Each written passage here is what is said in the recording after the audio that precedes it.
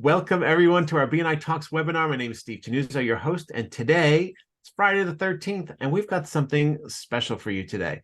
We have a member named Jess Senires, and she is going to talk about making decisions, and she is a psychic consultant, so I'm really excited about that. We've never had one before. I don't know if you've got one in your chapter, but if you don't, you're going to meet one today. I'm going to turn it over to Jess. We're going to talk about some stuff, so remember, put any comments, stories into the chat, any questions in the Q&A. I'm going to turn it over to Jess right now.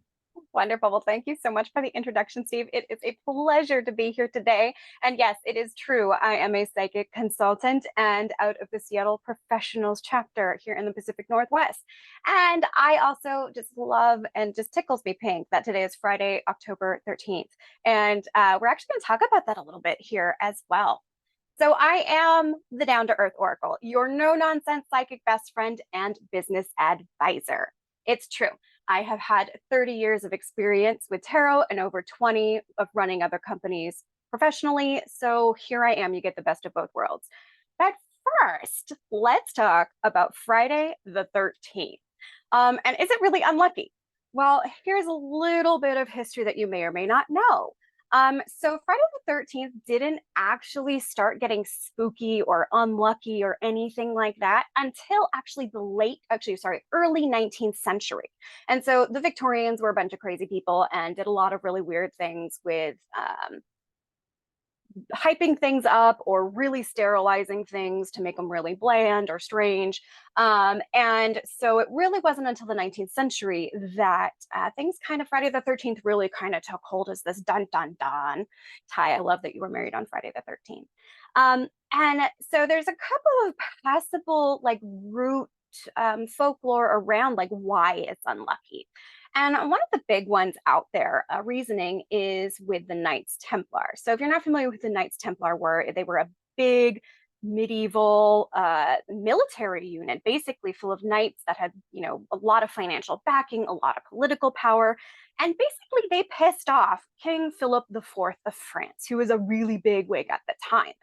And what happened is King Philip conspired to have the entire order eradicated, and it was pulled off on Friday the 13th, and the Knights of Templar were no more. They were all arrested, their properties and lands and riches were seized by the crown.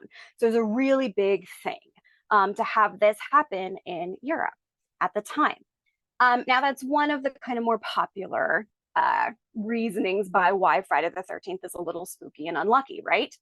But there's other reasons too. And one of the other big ones out there is actually having to do with Norse mythology.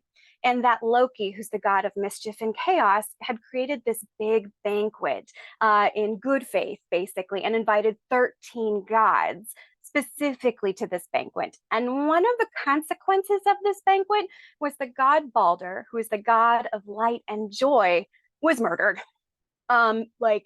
This whole shenanigans thing kind of happened and his brother shot him and killed him. And so it's considered to be unlucky because of that.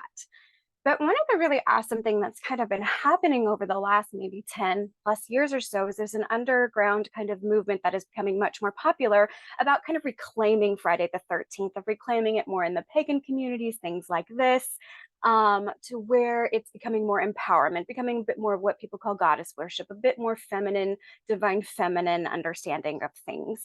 And I love that positive spin. A lot of people think black cats are unlucky, and that had to do with people in medieval Renaissance thinking that cats were bad, and then the plague happened because there weren't enough cats to eat the rats. So, history. It's really interesting stuff here. So hopefully y'all learned a little bit about that and, figure out how you feel about Friday the 13th. For me, it's a great day. It's a day like any other day. I'm not a Knights Templar. I'm not a god in Norse mythology. So I don't have to worry too much, and probably neither do you. So I want to talk a little bit about me, because that's what I'm here for a little bit, right? And talking about my journey, like how the hell did I get here, basically? So I basically started out, let me phrase that. So my version of reality has always been a little bit different, right? And it's always been this journey of walking two different paths, two different worlds all at the same time. We have the normal one, right? Where you go to school, you get educated, you step into a career and all of these things. And I did all of that. But at the same time, there's always been this other path, this other road, where it's very intuitive, very different from a lot of other people's. And it's always been this constant straddle where, we can't talk about this in the public world, especially if you're a professional business person.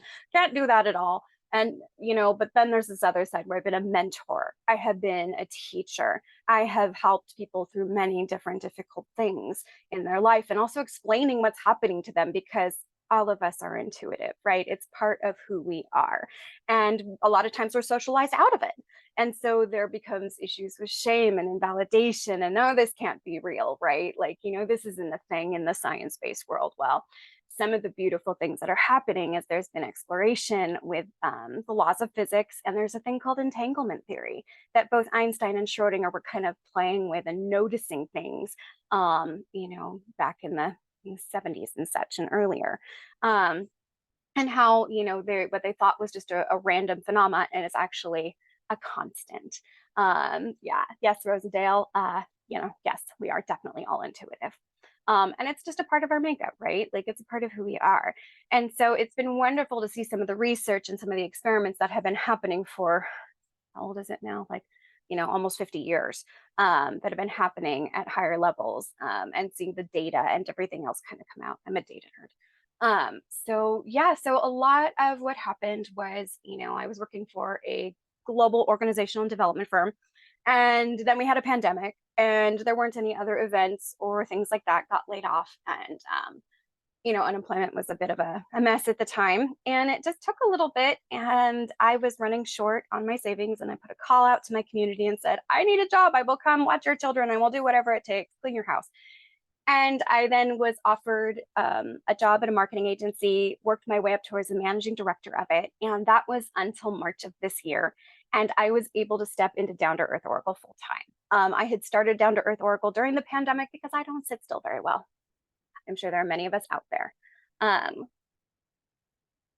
But one of the amazing things that has let me be here is that, being able to give myself the gift of what I've been giving to other companies for 20 plus years.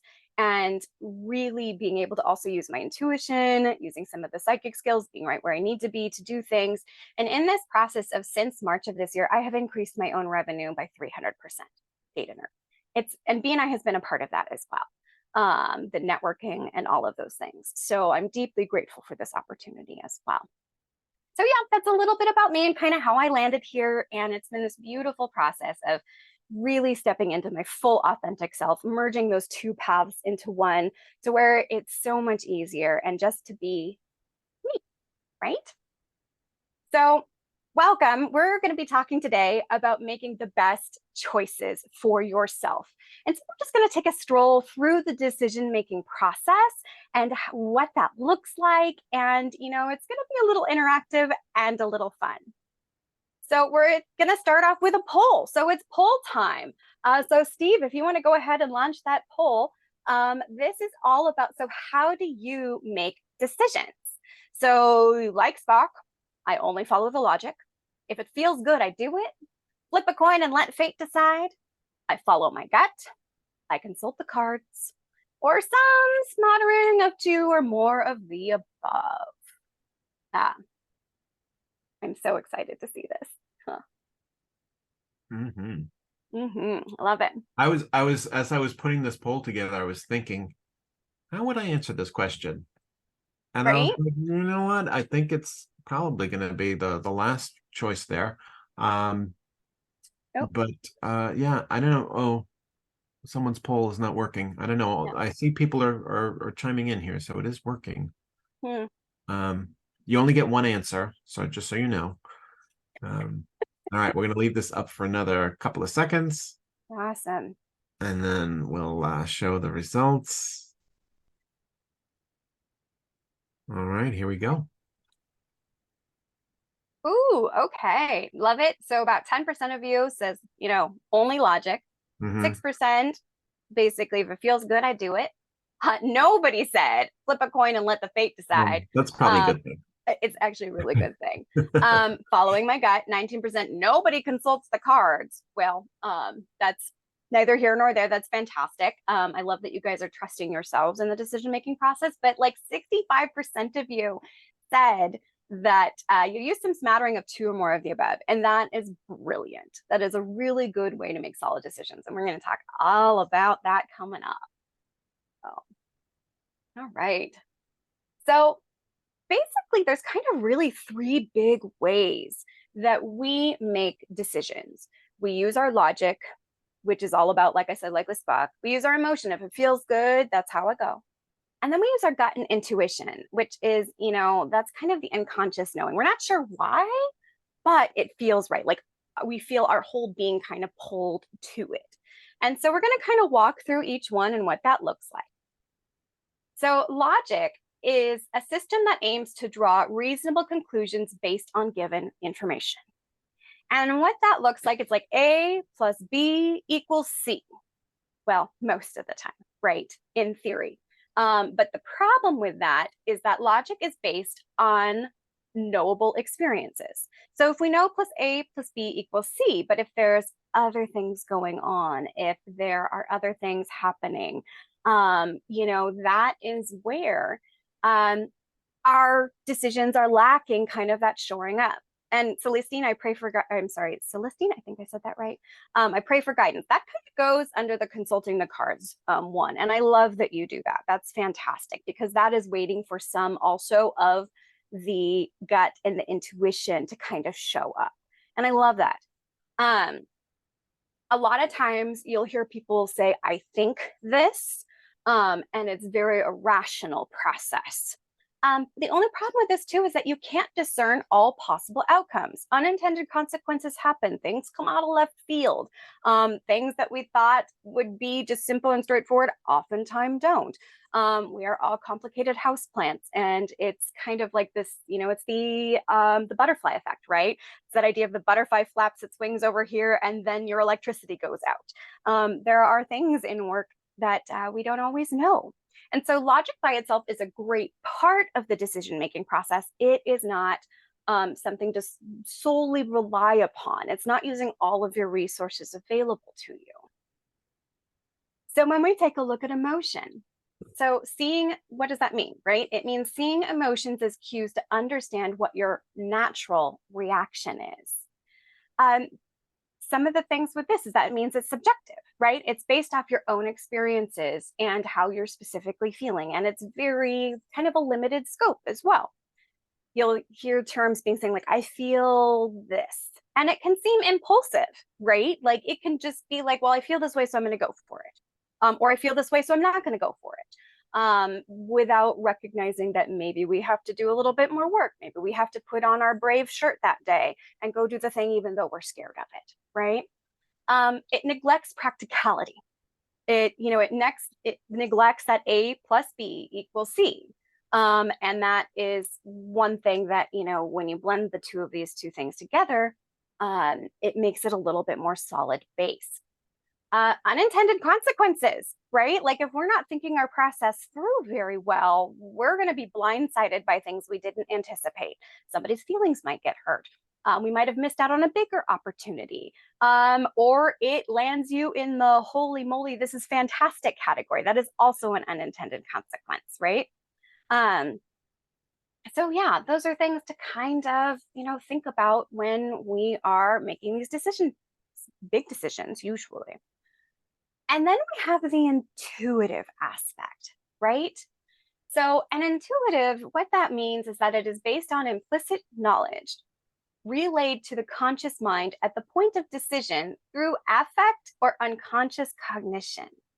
And if you don't know the difference between affect and effect, please Google it, and it's very complicated. But yeah, it's good to kind of understand it to some degree. And one of the big things with intuition or gut is that it means that it is inexplicable fully by logic and emotion.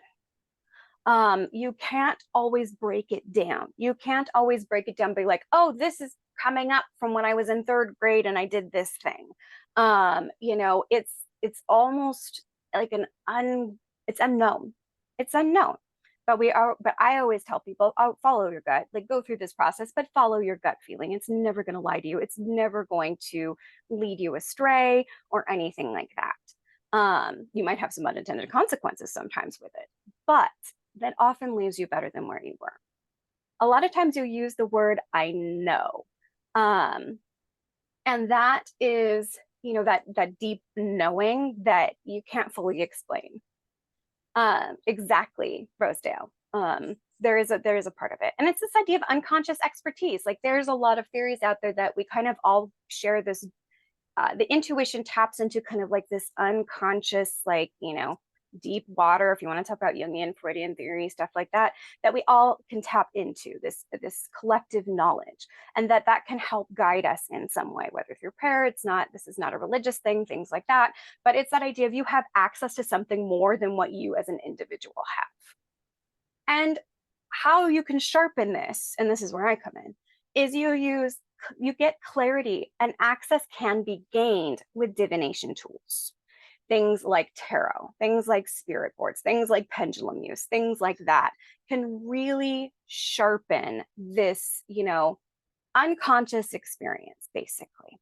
And what that means is that it allows you to kind of quiet down. It allows you to ask the question. It allows you to tap into this unknown space and actually gain clarity and understanding of how you feel about something, about how you think about something, and how you know about something.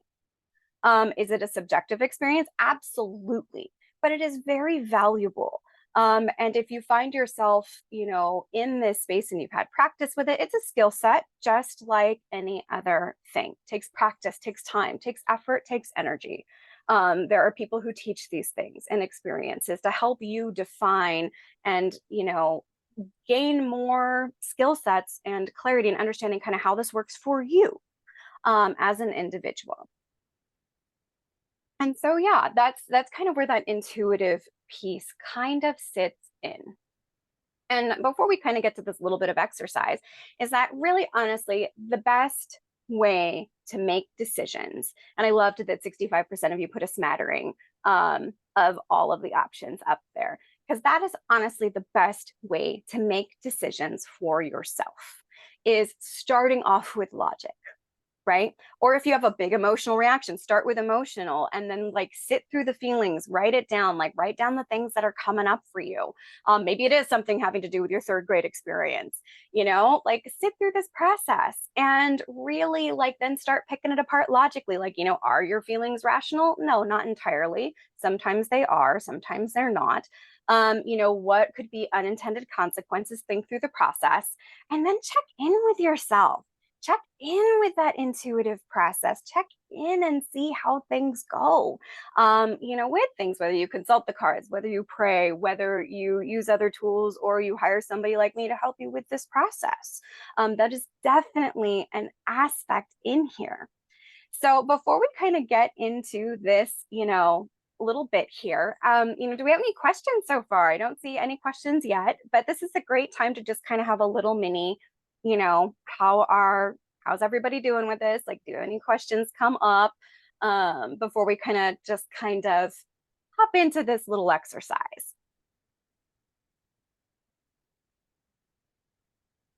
One of the things I was thinking about is when we look at these three things, logic, emotion, intuitive, it seems like we use all three of them kind of combined when we make a decision, but some are stronger than the others in different people. Right, absolutely. And a lot of that is subjective, right? It's about our experiences. It's about our own personality traits and where we sit, in the whole personality space, what our preferences are. It can also, depends on the situation too. Like, is this a work decision? Is this a family decision? Is this a personal decision? And a lot of times, it's one of those where we just kind of pick and choose and do all three without even thinking about it. And yes, Suzanne, I find it dependent on what's happening with me that day as to how I make the decision. Absolutely. That is Oh, and Diana, yay, we've got a question. So Diana asks, how do you differentiate between emotion and intuition? I sometimes get them confused. So this is where, divination tools can really help with this aspect too, of being able to understand, whereas I feel upset. It's going through that whole color wheel of emotions, right? I feel upset, I feel angry, I feel confused, I feel fear. And where, that sits versus where does it feel in your gut? Like, does it feel like you're going to step off a cliff? Does it feel like you're being pulled in this direction? And a lot of times our logic and our emotions really are very powerful. And it's really important to sit quietly with that intuition. It sometimes takes a little bit of time and practice to get used to hearing that little voice deep inside you that's often very, very quiet. And sometimes people meditate to get that. Sometimes people need to go for a walk to get that, to quiet their mind into a space of mindfulness, but also being able to hear the intuition. But if you find that you can't, like, that's when you can find people like me or consult other divination tools that can help flush out that intuition side of it. And you can always disagree with your intuition. That is perfectly acceptable as well. But at least you can explore that aspect. Jennifer, she asks, how do you open people up to their intuition who may not be open? Well, it's challenging, right? Because part of it is if they're not open, they're not open. They're not ready. And part of my philosophy is I'm not here to burst anybody's bubble. People can self-select out. If they're not ready, they're not. And that's okay. They are still get to make their own choices. And it can be one where if they show curiosity, you can tell them, well, go sit with it for a little bit. Time is one of those beautiful, beautiful recipe ingredients that also helps with this decision-making process. It is not always a gift that is available. It is not always a factor that is available sometimes, but it is an aspect that you can say, you know what, I need more time with this, and sit with it until you feel more solid in your decision-making process. And Steve, go for it. Oh, it had a little button, sorry, that said wanted to answer it live. Sorry. Oh yeah, no, that was just me clearing out the board. Sorry, thank you. But yeah, I mean, I think that the more that when we're talking about those people who aren't open to it yet, and I think that it depends on like what stage you are in your life. I think we tend to be more open when we're younger, and sometimes somewhere along the way we kind of close off a little bit. Yeah. Because because we go more towards logic than not. Yeah. Yeah. Yeah. And it depends, right? But it all depends on what consequences happen and if we're responsible and step up to them, or we're okay with it. If we're not okay with it, change your mind, do something different. Diana asks a beautiful question. Is it ever a good idea to disagree or ignore your intuition? So I'm going to make we have to talk about this, is safety. Obviously, if your gut is telling you don't feel safe, please listen to that. Please always listen to that, because that is your body, everything trying to tell you that you're not safe. So please don't ever ignore those situations. Don't go down that dark alley. Just don't. Listen to it. But when it comes to kind of this decision-making process, for me personally, and I can only really speak to my own experiences, when it comes to what my intuition is telling me, I like to ask the questions why. That is my favorite question, is why. Because I need to find out and feel secure and confident. I don't always need to take a blind leap of faith that everything is going to work out how I want it to. That is not being responsible all the time, with certain decisions and the making and the consequences, right? So it really depends. It's super situational. It's one of those where, when you kind of get in that process of my logic says one thing, my emotion says another, and I can get those two on board together, but the intuition is still kind of going, that's a good time to consult with a professional like myself, because we can flush out and ask those questions why. And maybe there are outcomes that, you're being guided to, or that you might be aware of on an unconscious level, but you need to have the conscious realization about. So it's very much situational, and it's never just an all blanket yes or no, right? It's all about this beautiful shades of gray in between. So those are some great questions. And so let's kind of just walk this through. And if everybody could put their answers in the chat of walking through what this looks like. So this was based off actually a client that I had, is that, should I sell my business? And logic had to walk through this process of like, well, what do I think? Do I think it's time? Do I think that financially it is a good place to be? Is this a smart decision?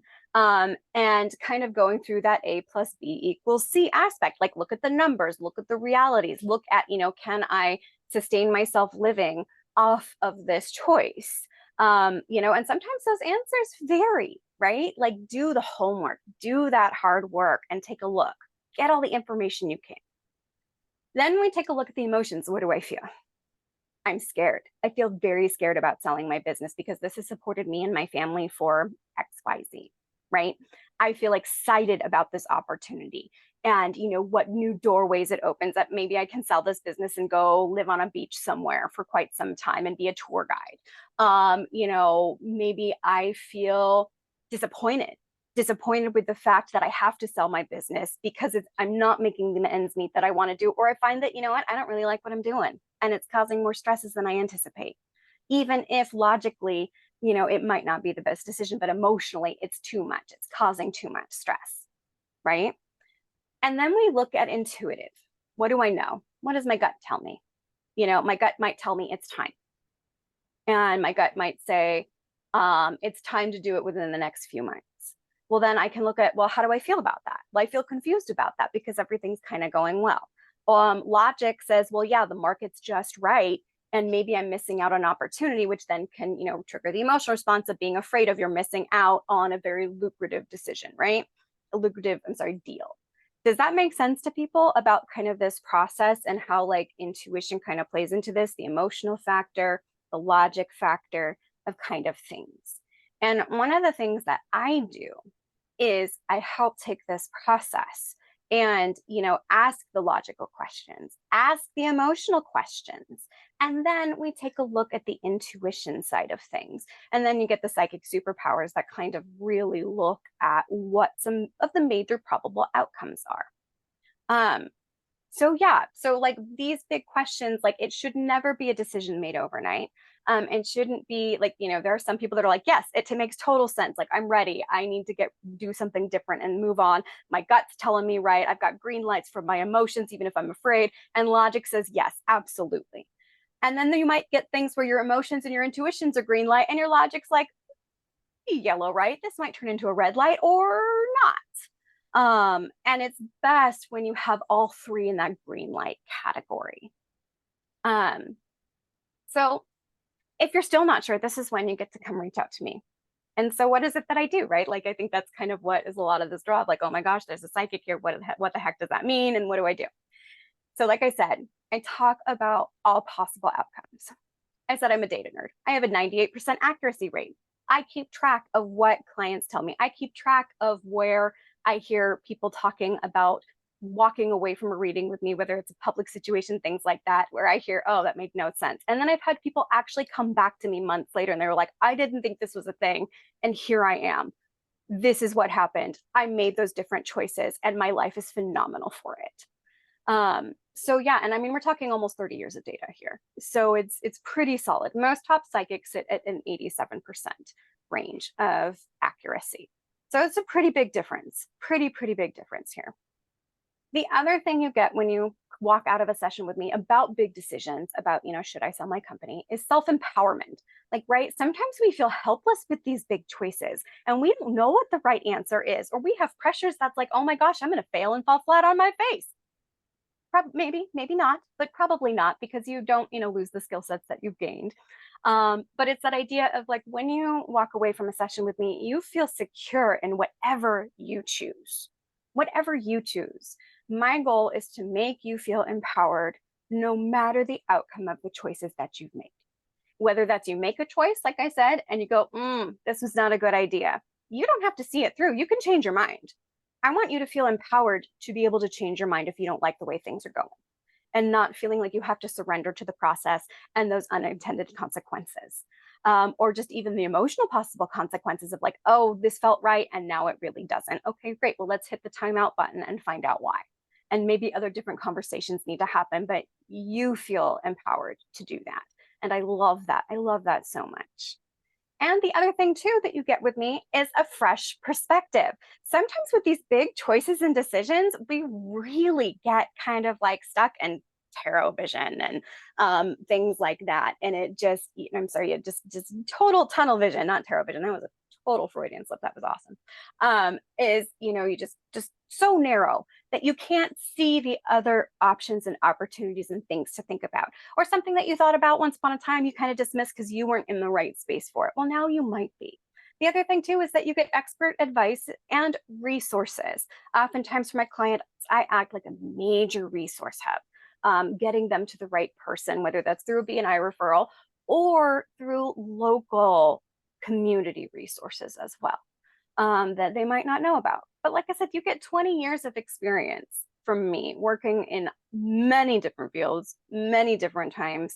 Everything from, the very bottom rung of, a business to being a managing director, which is basically the boss. And then you also get me as a solopreneur and an entrepreneurial junkie. I've had many businesses of my own. So that's kind of what it is. It's this idea of you got this beautiful blend of, being able to check possibilities and potential outcomes. So you can understand some of the consequences that you might not see, or understand that there are other things going on influencing you that you might not actually know about with some of your bigger decisions. And then you feel really empowered and confident to make, these beautiful choices and to be able to handle with whatever comes, because we can take a look and see what some of these consequences are. Be like, yes, this is the best decision for you. Should you choose this? And here are some things that are just a little bit of a heads up and how to prepare for it. We get to talk about it, come up with a plan, right? Everybody feels a little bit more secure sometimes with a plan of action, and knowing that they've got somebody rooting in their corner. And like I said, fresh perspective. Have to get out of our own way sometimes. And the only way to do that is, we ask our friends, right? Sometimes we ask our family. Sometimes we ask a colleague. Well, you get to ask your, psychic consultant here as well. So that being said, I wanted to share just 2 testimonials with you, because they are some of my favorite testimonials and kind of, explain a lot, I think. So one of them is my only previous experience with psychics was Sean and Gus from the TV show Psych. While that was entertaining, this is for real. If you have questions on your mind or at a fork in the road and looking for some direction, set up a reading with Jess and Down to Earth Oracle. You won't regret it. That is super wonderful, and I'm deeply grateful for that fabulous review. The other one I have is I'm a small business owner and I was faced with a very difficult financial decision to make. I never considered consulting with a psychic advisor until I heard of Jess and Down to Earth Oracle. Surprisingly, her advice went against the popular suggestion, but I'm so glad for taking her advice. Our business is thriving and I'm thrilled with the outcome. I plan to regularly consult on personal, business, and financial matters and couldn't recommend Down to Earth Oracle enough. So I always say you don't have to take my word for it. You can read very happy clients, very successful business owners, and being able to be used as a resource. It's just a tool in your tool belt, really. And so last, this is some of my contact information here where you can find me at. My website, downtoearthoracle.com. That's that fun little QR code you can scan there. And I'm on all the major social medias as well, where you can find me reading for Collective, posting interesting things going on. And I do offer a monthly newsletter that's just a little bit of heads up about some things going on in the astrological world and things like that, but also really great resources and other things to think about happening in our community, in our country, and globally as well. So with that being said, I think it's a great time to kind of open up for broader questions. Rosedale, thank you again for your comment there. And yes, spiritual practice or daily skill set, adding into some of those tasks and things, like I said, is that, you be able to quiet the mind and get used to listening to what your intuition says, for sure. So I have a text question because someone says, I'm just going to text Steve rather than put it in the Q&A. Thank you so much. I love it. So anonymous person who I know very well. So she's asking about how do you overcome any obstacles that could cloud judgment before making a big decision, because she feels like, there are a lot of factors from the past that are kind of affecting something new. Right. Oh, yeah.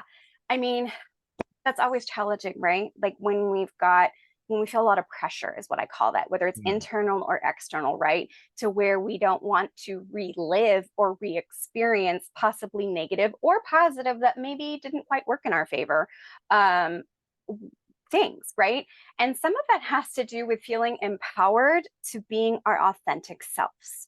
And sometimes, and not sometimes actually, all the time, that is practice. That is a skill set. That is something that you have to try out and feel confident in. And that a lot of times requires good boundaries. And that in itself is a different skill set, right? That is all about being able to say to the people around us, or how even boundaries with ourselves, of being able to say, you know what, I don't want this again, so I'm going to do this differently, and how to kind of anticipate some of those things. And this is where meeting with me would be great. We talk about it, take a look at things, come up with plans, come up with good tactics, and also feel like you're in a safe space to be able to explore some of this too, right? Like a therapist is also a great place for this. I often tell clients my work works best with somebody who's in therapy or has had some before, so they're familiar with the self-aware process to some degree. And also, understanding that it might be big and scary, and that sometimes when we have to find our brave sweater and put it on, and yeah, it's terrifying.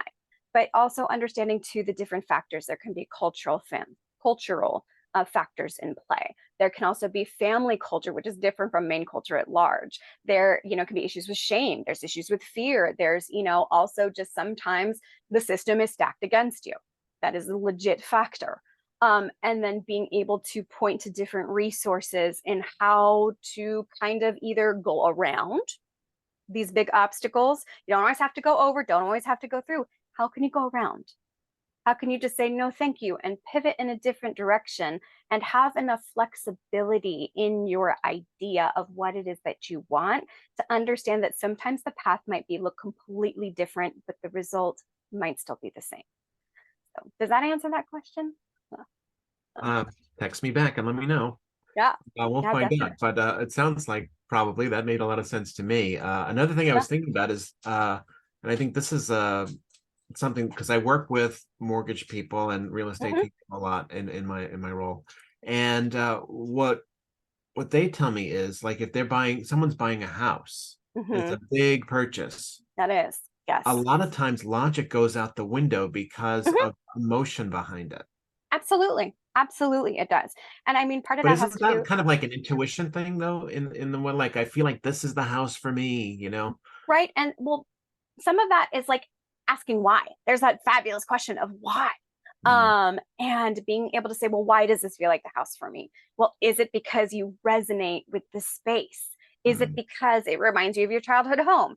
Is it because, this is a pull, is that tug, and And that is an acceptable answer, right? But it's that idea of you should have at least two out of the three in green lights, if not all three out of the three options of logic, emotion, and intuition all on the same page, right? Like it can be the right house for you. And you can feel like it is the right house for you. But if it's $1 million home and you can only afford a mortgage for about a $400,000 home, that is not a good decision. yeah. That is Logic's not got a to good step in at decision. some point, right? Yeah, Yeah, right. That is not a good decision. And I think everybody would tell you, including the mortgage lender, that this is not, you can't do this. It's too much of a risk. And right. then you can say, all right, well, then maybe this is the goal. And maybe I have to that's where that flexibility comes in, right? Like I have to let go of this house specifically, but I can put this on my wish list and understand that working towards something like that, increasing income, looking at different ways of possibly doing it, or just even accepting the fact that, you know what, I'm not going to be able to afford $1 million home. So does that mean relocation? Does that mean, all these other options and choices? And relocation automatically makes me internally go, ugh, which is the emotional response, right?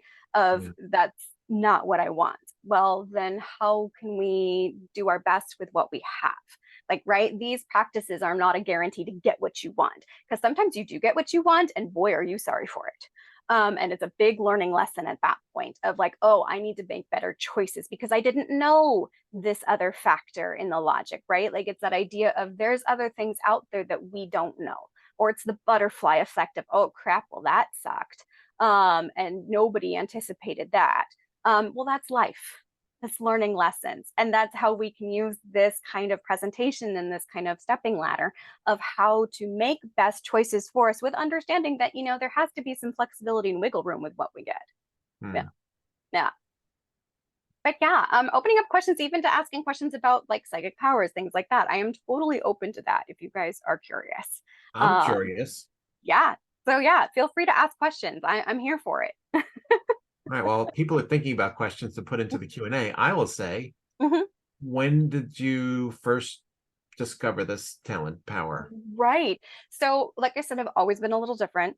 I remember being a very little girl, and actually, I'm going to be having a blog out about this, actually, about my experience being very, very young, like I think I must have been in second or third grade, and having this terrifying dreams and things like that. And then they all start like actually happening in real life. And it's not just like a sense of deja vu, but it's like deja vu on steroids, right? And terrifying, especially when you're small and you're like, I don't understand what is happening here. And so being able to test and understand and like just kind of play with what my version of reality is, like take it almost like a scientific method of being like, well, try this, try that, see what happens, things like that. And growing up in the 80s, it's not like there was a lot of support in this world either, so I really had to kind of figure it out for myself. And just because what works for me doesn't mean it works for everybody else. And that's oftentimes why I act as a resource. So if I get somebody who's having some issues, I do work with children a lot, with their families, to kind of just make sure everything's good, set some ground rules, normalize it. I might not be the best person, but I can get them to the right person to help them for sure. Mhm, It mhm. looks like Cynthia has a question. It says, given that there are so many variables in decision making and so many potential outcomes, it seems like having some insight from someone like you would be helpful. Yes.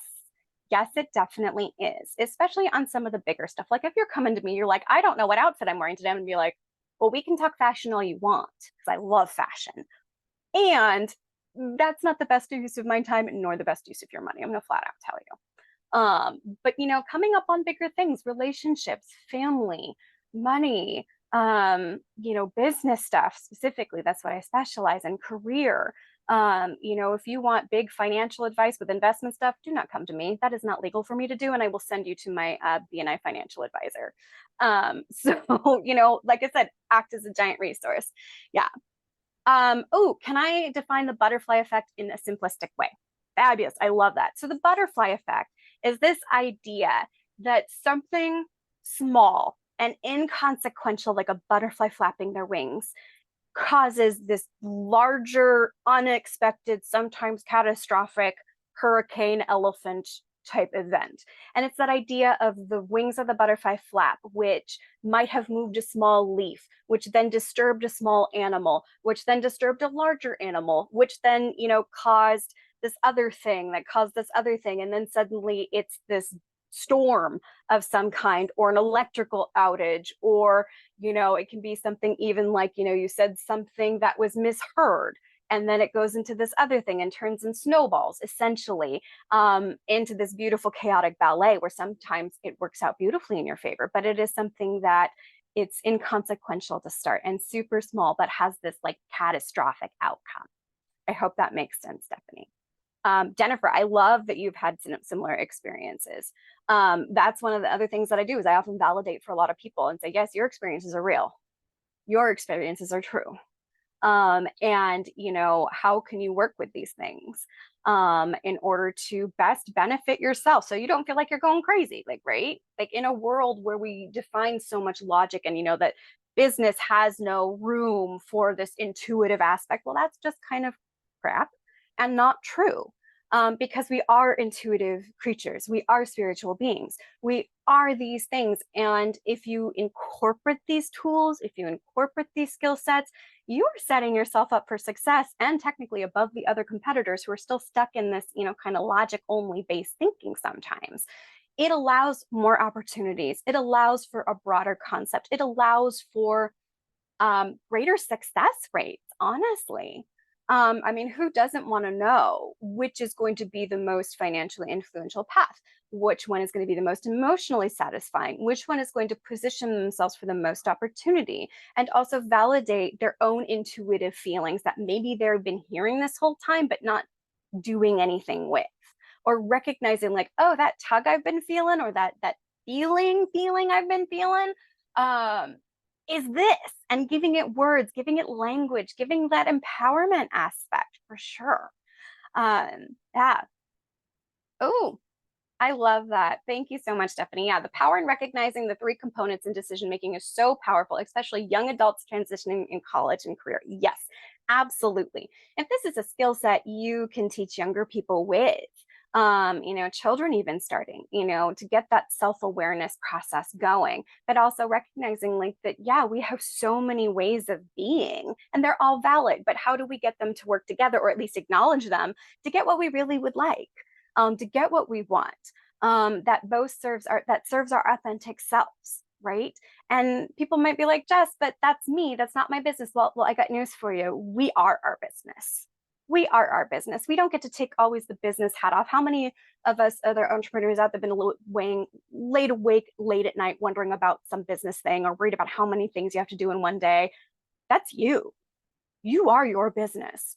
And so it's that idea of when we incorporate that aspect and recognize our limitations, or recognize like our skill sets that we're not bringing to the table, which I did for 20 years, and how that has enhanced and made everything so much better. And not only that, more peaceful since I fully embrace my gifts and bring them to the table. And yes, it is a little scary. I'm not going to lie. I'm making big splashes, but I feel empowered. I am honoring my authentic self. And I am okay with that. And at the end of the day, I have to be the one who is okay with that. And I am. I sleep better at night. I love that I get to make the world a better place one person at a time. I love that I get to do everything I love. I get to bring my education to the table. I get to bring my, work experience to the table. I get to bring, the psychic gifts to the table as well, and to be able to use them in a way that is super beneficial for everyone. Oh, Chris, is there any way to describe the feeling, intuition, or connection that you have when connecting with a card that you have just flipped? He's talking about tarot specifically. And so for me, what happens is when I pull over a card, I kind of get lots of things happening. I'm clairaudient, I'm clairvoyant. That means I hear, I see. I'm precognitive, which means I can predict. I also get sense and tastes, which is very interesting. And so for me, it's also having honed this skill set for 30 years, it's understanding like if I pulled over a card and the standard meaning of the card in specific tarot is a structure, it's got its own meanings, things like that. Isn't that I often have, whether through research, through books, through education, or just experience or understanding, like this is that feeling that I have. This is that experience that's coming up for me. And I'm like, oh, it's this. It's taking abstract and turning it into information, and understanding and deep faith, but also skill sets is knowing that what I'm seeing, what I'm experiencing, and I honor for myself to be true. And I often ask my client, does this resonate with you? Does this sound like what's going on? Because I want it to resonate. I want it to be the right lens that I'm looking through. And so it is sometimes a full body experience. Sometimes it's I'm hearing specific words. I'm hearing, or seeing specific things. It's a whole experience. Steve says, are all tarot decks basically the same, or do they vary? So no, they are not all the same. There are actually, you can go to my website. I have the Learn More About Tarot section that talks about the different styles of tarot, but also that each deck is different with different artist interpretation. It uses a lot of archetypes, symbology, imagery, things like that. So it taps deep into psychology and Jungian psychology specifically. And so different artists have different decks. And that's why you have all these beauties here. Because that is my main tool that I use. It's a main language that I use to help interpret my gifts, skill sets, things like that. I don't need tarot to do it, but it does make it a lot easier for me to do.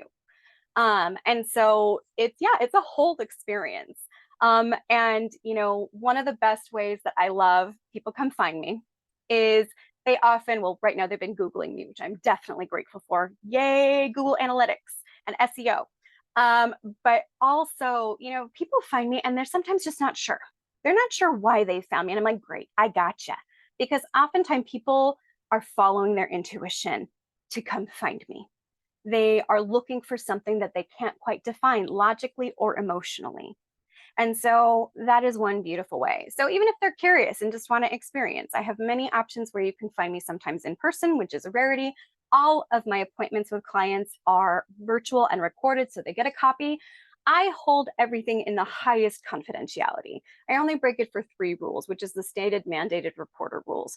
You're hurting someone, someone is hurting you, or you are hurting someone else. And it's that idea of, other than that, great. We will talk about it. You don't have to worry about, any breaches in confidentiality for sure. And yeah, because consent, it's all about consent, right? And I hold that so deeply sacred for sure. And I think we have time for maybe like one more question. Yeah.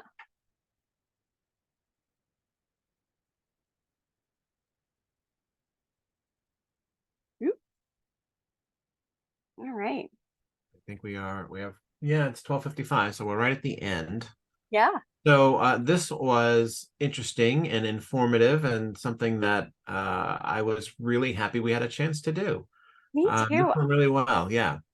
So those of you who are still on, there is a survey that's going to pop up right at the end of this, so you can kind of give feedback on this. Would you like to see more of these types of webinars? We do lots of stuff on marketing and lots of stuff on BNI, but this is one that's really more on decision making and looking at your business or your life in a certain way. And we've got so many different coaches, and I'm such a big fan of coaches in BNI with so Mm-hmm. many different things to bring to the table. Right. If this is interesting, yeah, we'll definitely do more of these. Wonderful. Thank you so much for everybody who has left a positive comment in the chat. Yeah, I'm happy to be here, and this was such a beautiful opportunity for sure.